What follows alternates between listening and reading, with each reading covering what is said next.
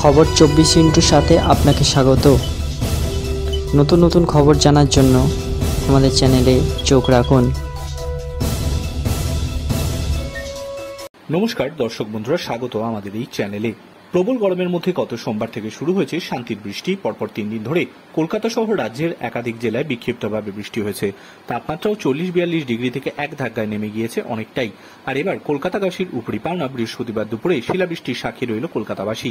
গত এপ্রিল মাস জুড়ে প্রবল গরমে কার্যত নাজেহাল করেছে বঙ্গবাসীকে। মে মাসেই শুরুতে পূর্বাভাস দিয়েছিল হাওয়া অফিস, আর চলতি সপ্তাহের শুরু থেকে আবহাওয়া অনেকটাই আরামদায়ক। বৃহস্পতিবার সকাল থেকে কিছুটা ভ্যাপসা গরম থাকলেও বেলা বাড়ার সঙ্গে সঙ্গে মেঘে ঢাকতে থাকে আকাশ। দুপুর 1টা নাগাদ আকাশ কালো করে মেঘে ঢেকে যায়, সঙ্গে শোনা যায় বাঘের গর্জন। বজ্রপাতের শব্দও শোনা যায় কলকাতা এবং আশেপাশের জেলাগুলিতে। তবে শিলাবৃষ্টি একেবারে চমকে দিয়েছে কলকাতাবাসীকে।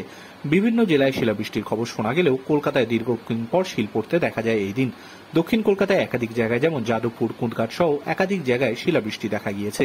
কলকাতার আকাশে 13 কিলোমিটার উঁচু বজ্রগর্ভ মেঘ রয়েছে বলে আলিপুর আবহাওয়া দপ্তর সূত্রে খবর।